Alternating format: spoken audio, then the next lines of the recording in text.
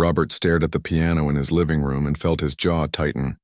3 years. 3 whole years of driving his daughter to lessons every single week. Rain or shine, tired or not, he'd made sure she got there. Mrs. Patterson wasn't cheap either.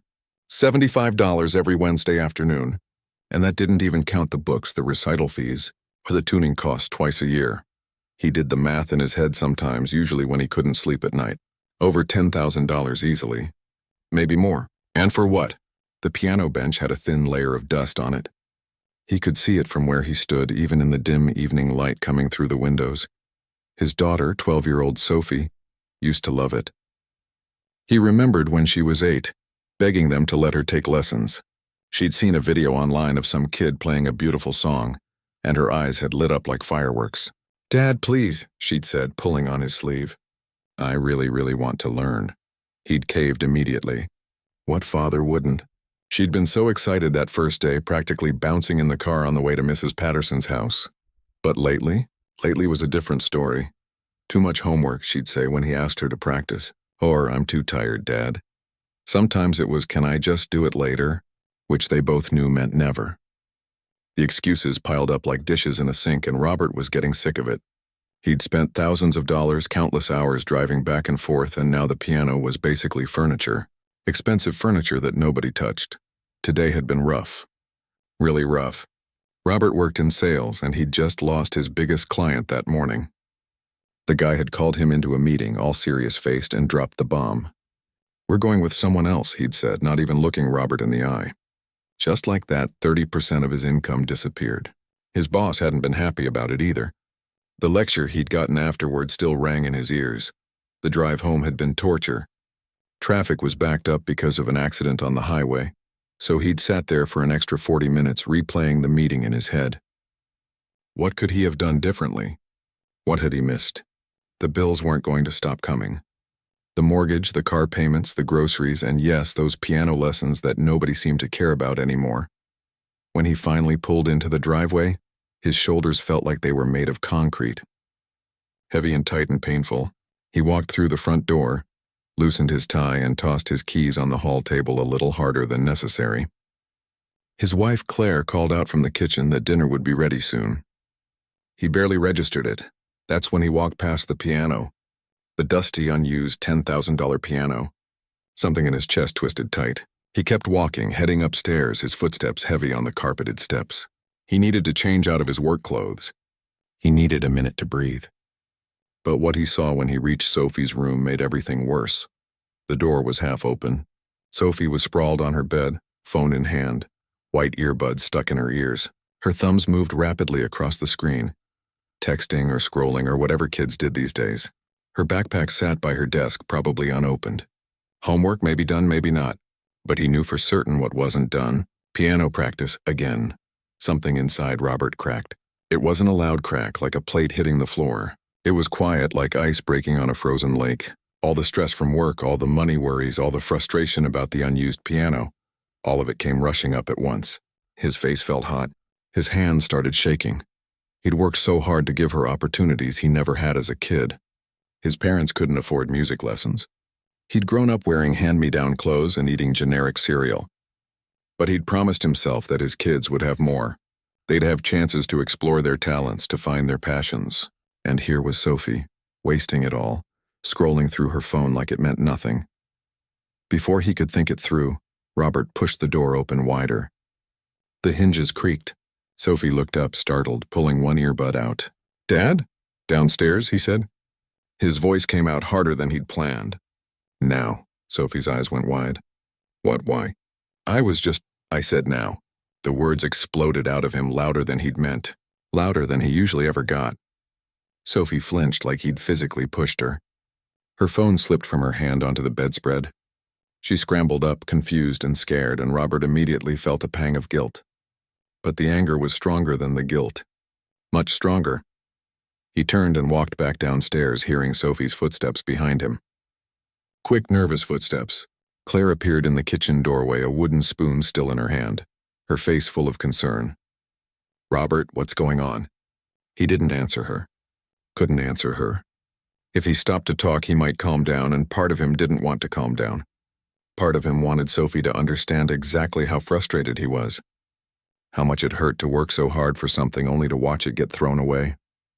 Sophie reached the bottom of the stairs, her face pale. She had that look kids get when they know they're in trouble but aren't sure why yet. Her eyes were already getting watery, and that just made Robert angrier. Why was she crying? He was the one who should be upset. He was the one who'd sacrificed and worked and paid and driven her around and got nothing but excuses in return. Do you know how much those lessons cost? Robert asked, his voice shaking. He pointed at the piano. Do you have any idea what I've spent on that? On you, Dad, No. He cut her off. I don't want to hear another excuse. Not today. I've heard them all. Too tired. Too much homework. You'll do it later. Well, guess what?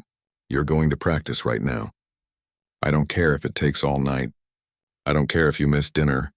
You're going to sit at that piano and you're going to play. Sophie's tears spilled over, running down her cheeks. She opened her mouth to say something, but nothing came out. Claire took a step forward. Robert, honey, maybe we should... Stay out of this, Claire. He didn't mean to snap at his wife, but everything felt like it was boiling over inside him. This is between me and Sophie. He pointed at the piano bench with a shaking finger. Sit down, right now, and play. Sophie moved toward the piano like she was walking to her own execution. Her whole body was trembling. She pulled out the bench, the legs scraping against the hardwood floor with a sound that made everyone wince. She sat down slowly, her back to her father, her shoulders hunched up around her ears. Robert stood behind her, arms crossed tight across his chest. His heart was pounding so hard he could feel it in his throat. Part of him knew he was overreacting. Part of him knew this anger was about more than just the piano, more than just Sophie. It was about work and money and feeling like he was failing at everything. But that part of him was buried under layers of frustration and disappointment. Sophie placed her shaking hands on the keys. Her fingers were trembling so badly Robert could see it from where he stood. She sniffled, trying to hold back sobs. The house had gone completely silent except for the sound of her crying. Even Claire had stopped moving, frozen in the kitchen doorway, her face full of worry. Then Sophie pressed down on the first key, and everything changed. The first notes that came from the piano weren't what Robert expected at all. He'd been ready to hear clumsy scales, maybe the beginner pieces Mrs. Patterson had assigned months ago, played with mistakes and hesitation. He'd been prepared to stand there and force Sophie through an hour of painful practice, making sure every dollar he'd spent wasn't completely wasted. But that's not what happened. The sound that filled the living room was something entirely different. Smooth, flowing notes that seemed to float through the air like leaves on water. Robert's angry expression flickered for just a second. His eyebrows drew together in confusion. This wasn't one of Mrs. Patterson's songs. He'd heard those pieces practiced 1,000 times over the years. He knew what they sounded like, even the ones Sophie had learned months ago. This was something new, something he'd never heard before. Sophie's shoulders, which had been hunched up tight with tension, started to relax. Her fingers moved across the keys with a confidence Robert hadn't seen in a long time. Maybe ever. The trembling had stopped. Her breathing had evened out. She was still crying. He could tell from the slight shake in her back, but her hands were steady. Robert felt his arms loosen slightly from where they'd been crossed tight against his chest. He took a small step closer to the piano, tilting his head to listen better. The melody was beautiful, really beautiful. It had this gentle nighttime quality to it, like something you'd hear in a movie during an emotional scene, soft but powerful at the same time. Claire had moved fully out of the kitchen doorway now. She stood near the dining table, one hand pressed against her chest, her mouth slightly open. She caught Robert's eye for a brief second, and he could see the same confusion on her face that he felt. Where had this come from? The music continued, building to a slightly more complex section. Sophie's right hand danced across the higher keys, while her left hand provided deep, rolling support in the bass notes. Her posture had completely changed. She wasn't the scared, punished child anymore. She looked focused, almost peaceful, despite the tears still wet on her cheeks. Robert's anger was draining away, being replaced by something he couldn't quite name. Confusion, yes, but also wonder, and underneath that, a creeping sense of shame that he pushed down quickly. He didn't want to think about that yet. He just wanted to understand what he was hearing. The piece went on for what felt like forever and no time at all. Complex runs, up and down the keyboard, delicate touches on single notes that rang out clear and pure, and then back to that flowing melody that had started it all. Sophie never hesitated. She never stumbled or stopped to correct a mistake. It was like she'd played this song 100 times before, which made no sense. Robert would have heard her practicing. Wouldn't he? The final notes came softly, fading into silence like the end of a sunset. Sophie's hand stayed on the keys for a moment, then slowly lifted and dropped into her lap. She didn't turn around. She just sat there, her back still to her father, her head bowed slightly. The living room was so quiet, Robert could hear the refrigerator humming in the kitchen. He could hear a car passing by outside on the street. He could hear his own breathing, which had somehow gotten heavy without him noticing. Sophie. His voice came out different than before, quieter. The sharp edge of anger was gone, replaced by something that sounded almost fragile. What was that? Sophie's shoulders tensed up again. She wiped at her face with the back of her hand but didn't turn around. It's called Nocturne in E-flat major, she said quietly. Her voice was thick from crying. By Chopin. Robert blinked. Chopin? He knew the name vaguely. Classical music, old famous stuff, not the kind of thing he'd expected his 12-year-old daughter to be playing. When did Mrs. Patterson teach you that? There was a long pause. Robert could see Sophie's hands twisting together in her lap. She didn't, Sophie finally said, so quiet he almost didn't hear her. What do you mean she didn't? Robert asked. He moved around the side of the piano so he could see Sophie's face. Her eyes were red and puffy, and she was staring down at her hands, refusing to look at him. Sophie, look at me. What do you mean Mrs. Patterson didn't teach you that? Sophie took a shaky breath. I taught myself. You taught yourself. Robert repeated the words slowly, trying to make them make sense in his head. When? How? You never practice. The piano just sits here gathering dust. I do practice, Sophie said, and now there was a tiny hint of something in her voice. Not anger exactly, but something defensive. Hurt, maybe. I practice almost every night, Dad. Robert shook his head. No, you don't. I check on you at night and you're always asleep. The piano is right here in the living room. I would hear you. Sophie finally looked up at him, and the expression on her face made Robert's chest feel tight. She looked tired. Not just regular tired, but exhausted in a way that seemed too old for a 12-year-old kid. I wait until you and Mom go to bed, she said. Then I come downstairs. Robert just stared at her. Claire had moved closer now, standing near Robert's shoulder. What? Claire said softly. Sophie, what are you talking about? I plug in my headphones, Sophie explained, her voice getting a little steadier now. You know how the piano has that output jack? I plug in and I can hear myself through the headphones, but nobody else can hear anything. I've been doing it for months. Robert felt like the floor had shifted under his feet. He thought about all those mornings when Sophie had seemed extra tired at breakfast, all those times she'd yawned through dinner or seemed distracted. He'd thought she was staying up late on her phone or watching videos. He'd lectured her about screen time and getting proper sleep. Every night, he asked. Most nights, Sophie said. Sometimes I'm too tired from actual homework. But usually, yeah. I practice for like 2 or 3 hours. 2 or 3 hours? Robert's voice cracked slightly. Sophie, why didn't you tell us? Sophie's eyes filled with fresh tears. Because you kept getting mad at me for not playing the songs Mrs. Patterson assigns, she said, her words tumbling out faster now. And I tried, Dad, I really did. But those songs are so boring. They're just scales and exercises and stuff that doesn't even sound like music. It made me hate playing. She wiped at her eyes again. Then, like 6 months ago, I found this video online. This guy was playing Chopin, and it was so beautiful it made me cry. And I thought, that's what I want to play. That's the kind of music I want to make. So I started teaching myself. I found tutorials. I downloaded sheet music. I practiced every night when you guys were asleep. Robert sank down onto the arm of the couch. His legs suddenly felt weak. Claire reached out and put a hand on his shoulder, but he barely felt it. He was too busy processing what Sophie had just told him. All those times he'd walked past her room and peeked in to see her asleep. She'd been faking it, waiting for him to leave so she could sneak downstairs and practice in secret.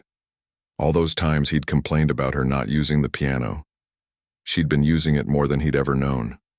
All those lectures about wasting his money and throwing away opportunities. She'd been creating her own opportunities, teaching herself to play music she actually loved. Play something else, Robert heard himself say. His voice sounded strange in his own ears. Distant. What? Sophie looked at him, confused and wary. Play another song, please. He wasn't commanding now. He was asking. Actually asking. Sophie hesitated, searching his face for signs of a trap. When she didn't find any, she slowly turned back to the piano. Her fingers found the keys again, and another melody began. This one was different from the first, more modern sounding, but just as beautiful, just as skillfully played. Robert listened, and with every note, he felt worse about the way he'd yelled at her, about the anger he'd dumped on her when she'd done nothing wrong, when she'd actually been doing everything right, just not in the way he'd expected. Sophie played 4 more pieces without stopping. Each one was different, but all of them had that same quality of being really, truly felt. Like the music wasn't just notes on a page to her. It meant something. Robert could hear it in every phrase, every gentle touch of the keys, every place where she let a note ring out just a little longer than expected. The third song was playful and light, dancing around like butterflies. The fourth was slow and sad, almost heartbreaking. The fifth picked up energy, building and building until Sophie's fingers were flying across the keyboard. And the last one, the sixth piece, was simple but so pretty, it made Robert's throat feel tight. When the final note faded away, Sophie's hands dropped back into her lap. She sat very still, like she was afraid to move, afraid to break whatever spell had settled over the living room. The sun had set while she'd been playing, and the room had grown darker. Claire reached over and turned on a lamp, the soft yellow light making everything feel even more fragile somehow. Robert stood up from where he'd been sitting on the couch arm. His legs felt shaky. He walked slowly to the piano, each step feeling heavier than the last. When he reached Sophie, he did something he hadn't done in a long time. He knelt down beside the bench so they were at eye level. Sophie turned her head to look at him. Her face was blotchy from crying, her eyes still wet. She looked scared and exhausted and beautiful all at once. Robert felt something crack open in his chest. It hurt. It hurt so much he almost couldn't breathe. Sophie, He started, but his voice broke. He swallowed hard and tried again. I'm so sorry. The words felt small and inadequate. They didn't come close to covering what he needed to say, but they were all he had right then. Sophie's lower lip started trembling again and fresh tears spilled down her cheeks. I didn't know, Robert continued, his own voice getting thick. I thought you'd given up. I thought you didn't care anymore. And I was so angry about that. But I was wrong. I was completely wrong. He reached out and took one of Sophie's hands in both of his. Her fingers were slightly cold from being on the piano keys for so long. You've been working harder than I ever imagined. All this time, while I was yelling at you and lecturing you about wasting opportunities, you were creating your own opportunities. You were teaching yourself to play music that actually matters to you. Sophie let out a sob and covered her face with her free hand. I'm sorry I lied about being asleep, she said through her tears. I just didn't know how to tell you. You were always so focused on Mrs. Patterson's songs and doing things the right way. I didn't think you'd understand. That hit Robert like a punch to the gut. His daughter hadn't felt like she could tell him the truth. She'd had to sneak around in her own house, practicing in secret, because she didn't think he'd understand. What kind of father had he become that his kid felt that way? Claire had moved closer too. She sat down on Sophie's other side and wrapped an arm around their daughter's shoulders. Sweetheart, what you've taught yourself is incredible, Claire said softly. I had no idea you could play like that. I wanted to tell you, Sophie said, looking at her mother. So many times I almost did. But Dad was always so stressed about money and work, and I knew the lessons were expensive, and I was afraid if I said I didn't like them anymore, he'd think it was all a waste. Robert felt like he might be sick. She'd been carrying all of that worry by herself, trying to protect him from disappointment while secretly pursuing what she actually loved. At 12 years old, she'd been more emotionally mature than he'd been today. It's not a waste, Robert said firmly. He squeezed her hand gently. Sophie, look at me. She did, her eyes meeting his. Nothing about you is ever a waste. Not a single dollar, not a single minute. I'm sorry I made you feel like it was about the money. It was never really about the money. Then what was it about? Sophie asked, her voice small. Robert had to think about that. He sat back on his heels, still holding her hand. I guess I wanted to give you something I never had. My parents couldn't afford lessons or activities or anything extra. And when I became a dad, I promised myself my kids would have opportunities. But somewhere along the way, I got confused. I started thinking that opportunities meant doing things a certain way, following a specific path. I forgot that the real gift is letting you find your own way. He paused, feeling the weight of his next words. And today, when work went badly, I took all my frustration out on you. That wasn't fair. That wasn't right. You didn't deserve any of what I said upstairs or down here. Sophie threw her arms around Robert's neck, nearly knocking him over. He caught himself with one hand on the floor and wrapped his other arm around her, holding tight. She was crying again, but different this time. These tears felt like they were washing something away instead of holding something in. I love you, Dad, Sophie said into his shoulder. I'm sorry I worried you. Don't apologize, Robert said, his own tears finally breaking free. You have nothing to be sorry for. Nothing at all. They stayed like that for a long moment, father and daughter holding each other next to the piano that had somehow become the center of everything. Claire rested her hand on both of their backs, completing the circle. When they finally pulled apart, Robert wiped his eyes and tried to smile. So these songs you've been learning? Are they all classical stuff? Like that Chopin one? Sophie nodded, wiping her own face. Mostly. There's this composer named Ludovico Einaudi who writes really beautiful modern pieces. And I've been learning some Debussy. He's this French composer who, I'd like to hear about them. Robert interrupted gently. All of them. Tell me about every piece you've learned. Sophie's eyes widened. Really? Really. I want to know what you love about them. Why you chose them. What makes them special to you, so Sophie told him. For the next 20 minutes, she talked about music with an enthusiasm Robert hadn't seen from her in years. Maybe ever. She explained how Chopin's nocturnes made her feel calm, like floating in water, how Einaudi's pieces told stories without words, how Debussy's music painted pictures in sound. Robert listened to every word. Not because he understood all of it, not because he knew these composers or could follow all the technical stuff she mentioned, but because his daughter's face was lit up like it used to be when she was 8 and first begged for lessons. That light had never gone away. He'd just stopped looking for it in the right places. What does Mrs. Patterson think about all this? Claire asked at one point. Sophie's face fell a little. She doesn't know. I still play her assigned songs during lessons. I'm not very good at them because I barely practice them, and I think she's getting frustrated with me. She told Dad last month that I wasn't progressing.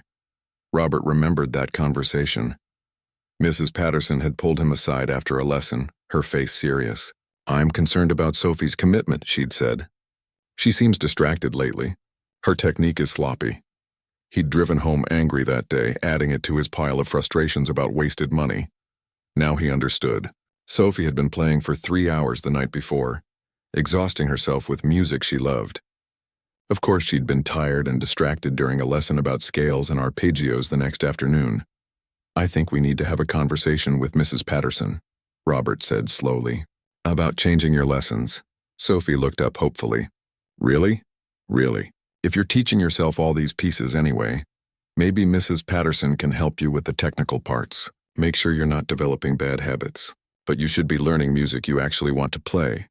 A smile broke across Sophie's face, the first real smile Robert had seen all evening. It made him realize how rarely he'd seen her smile lately, how much of her joy had been hiding under his expectations. The next morning, Robert woke up early, not because of his alarm, but because he couldn't sleep. His mind kept replaying the evening before. Sophie's music. Her tears. The way she'd told him about practicing in secret for months. Every time he closed his eyes, he saw the fear on her face when he'd yelled at her. He made coffee and sat at the kitchen table in the pre-dawn darkness, his phone in his hand. Mrs. Patterson's number was in his contacts. He'd called her dozens of times over the past 3 years to reschedule lessons or ask about recital dates. But this conversation would be different.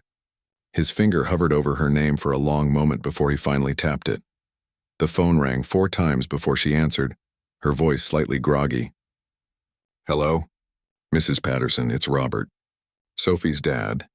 I'm sorry for calling so early. Oh, Robert, is everything all right? It's barely 7. He could hear rustling in the background, probably her sitting up in bed. Everything's fine. Well, actually, no, not fine. But not an emergency." Robert rubbed his forehead, trying to organize his thoughts. "I need to talk to you about Sophie's lessons. Can you meet me for coffee this morning? Before work?" There was a pause. "This sounds serious. Is Sophie thinking about quitting?"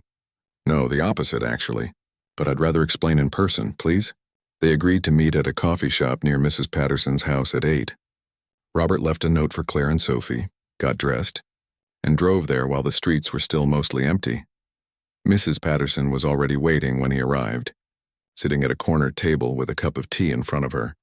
She was in her 60s, with silver hair always pulled back in a neat bun. She'd been teaching piano for 40 years, and everyone in town knew she was the best.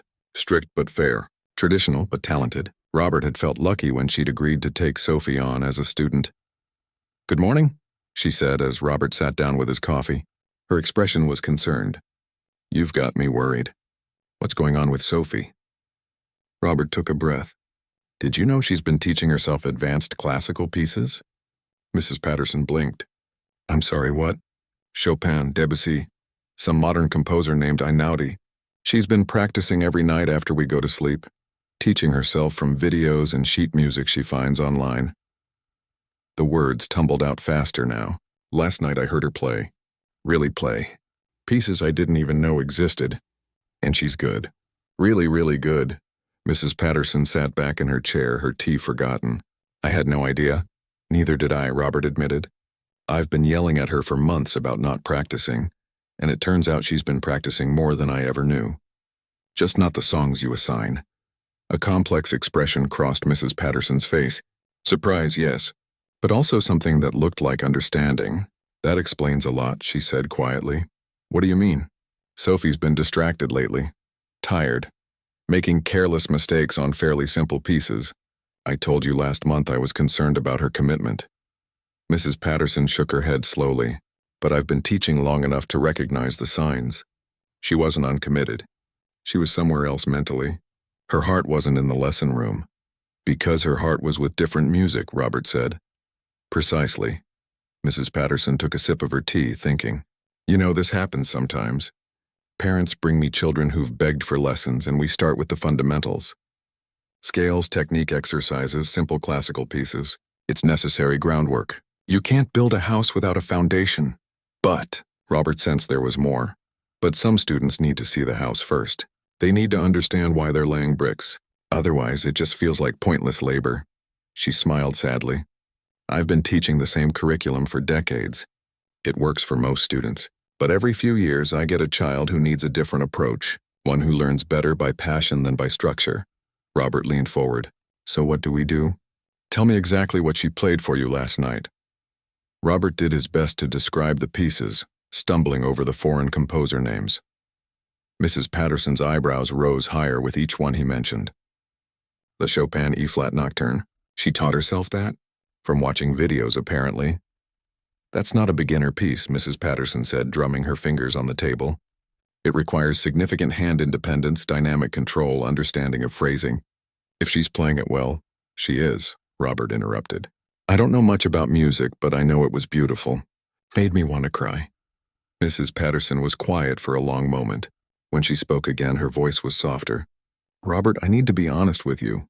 When Sophie first started with me, she had natural talent, real musical intuition. But over the past year, I've watched that spark dim. I thought she was losing interest. Now I realize she was just losing interest in my approach." "Are you saying you can't teach her anymore?" Robert felt a flash of worry. "No, I'm saying I need to teach her differently." Mrs. Patterson leaned forward, her eyes intense. "Forget the standard curriculum. Let Sophie bring me the pieces she wants to learn. I'll help her refine her technique, fix any bad habits she's developing, teach her the theory behind what she's playing. But she gets to choose the music. Does that sound reasonable? Relief flooded through Robert. That sounds perfect. It'll be more challenging for me, Mrs. Patterson warned. I'll need to prepare differently for each lesson. Study pieces I might not have taught before. But honestly, a small smile crossed her face. That sounds more interesting than teaching the same book exercises I've done 1,000 times. They talked for another 20 minutes, working out the details. Mrs. Patterson suggested they could occasionally loop back to technique fundamentals when Sophie needed them, but frame them in the context of the pieces she was learning. Robert agreed to everything, just grateful this woman was willing to adapt. When he got home, Sophie was eating breakfast at the kitchen counter. She looked up nervously when he walked in. Where did you go? I had coffee with Mrs. Patterson. Sophie's face went pale. Dad, you didn't... I told her everything, Robert said, setting his keys down. About the pieces you've been learning. About the secret practice sessions. Oh no.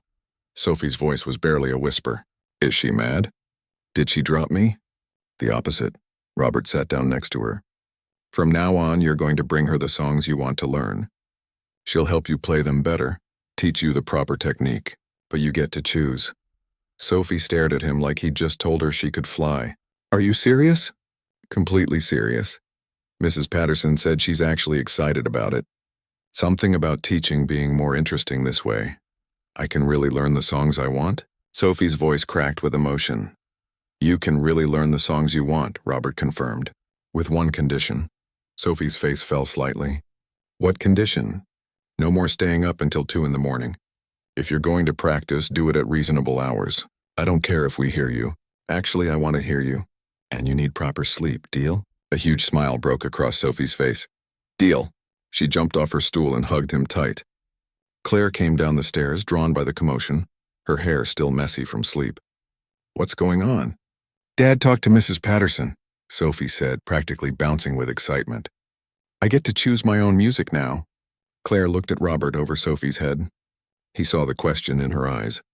He nodded and she smiled, warm and proud. That afternoon, Robert got home from work earlier than usual. He'd made a decision during lunch. When he walked in the door, he went straight to his home office and started looking through his finances. The client he'd lost yesterday? It hurt, but it wasn't the end of the world. They'd tighten the budget a little. Maybe skip eating out as much. But Sophie's piano lessons would continue. Her music books would keep coming. Whatever she needed, because now he understood. This wasn't about the money he'd spent or the investment he'd made. It had never really been about that. It was about giving his daughter the space to discover who she was becoming. And he'd almost ruined it by trying to control how that discovery happened. 3 months passed and the house felt different. Not in any dramatic way that you could point to and say, that's what changed. It was more subtle than that. But Robert noticed it every single day. The biggest difference was the sound of piano music floating through the house at normal hours. Sophie would come home from school, do her homework, and then head straight to the piano. No more excuses about being too tired. No more avoiding practice. She'd sit down and lose herself in whatever piece she was working on, and Robert would find himself stopping whatever he was doing just to listen. Sometimes Claire would catch him standing in the hallway, frozen mid-step, a smile on his face. She's getting really good, Claire whispered one evening, finding him like that outside the living room. She was always this good, Robert whispered back. I just wasn't paying attention. Mrs. Patterson's new approach was working better than anyone had expected. Sophie would show up to lessons excited, bringing sheet music for pieces she wanted to master. Mrs. Patterson would listen to what she'd taught herself, then spend the hour helping her understand why certain fingerings worked better, how to use the pedal more effectively, where to add dynamics for emotional impact. She's like a different student, Mrs. Patterson had told Robert during a chance meeting at the grocery store. Actually, no. She's like the student she always was, but now I'm finally seeing it. She asks questions. She practices things over and over until they're perfect. She cares. That word stuck with Robert, cares. Of course Sophie cared. She'd always cared. He'd just been measuring her caring by the wrong standards. The second thing that changed was Robert himself. He started coming home from work and actually asking Sophie about her music. Not in that parent way where you're half listening while checking your phone. Really asking, really listening. "What are you working on today?"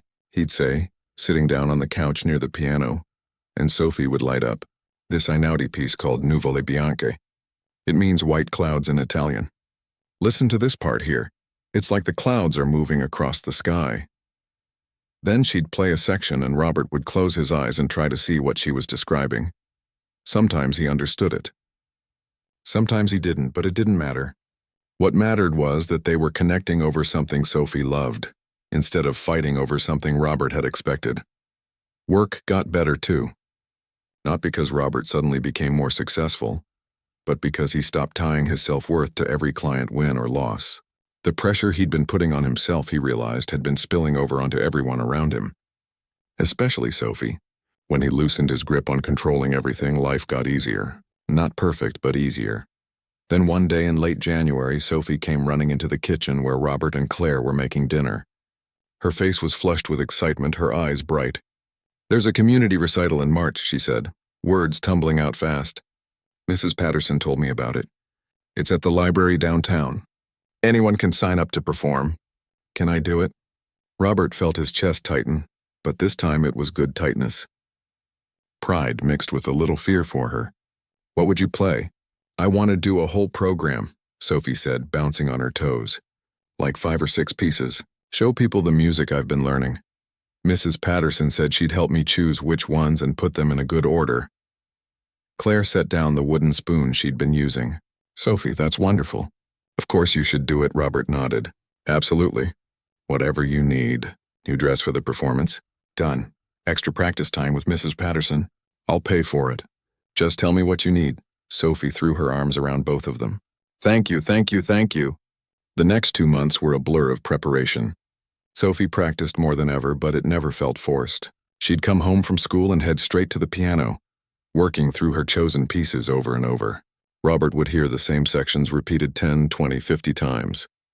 Each repetition getting a little smoother, a little more confident. Sometimes Sophie would get frustrated. "This part sounds wrong," she'd say, her hands dropping into her lap. "I can hear how it should sound in my head, but my fingers won't do it." Robert learned to just listen during those moments. "Take a break," he'd suggest gently. "Come back to it later." And Sophie would, and somehow after stepping away, the difficult part would click into place. Mrs. Patterson worked with Sophie on stage presence. How to walk out confidently, where to look, how to bow.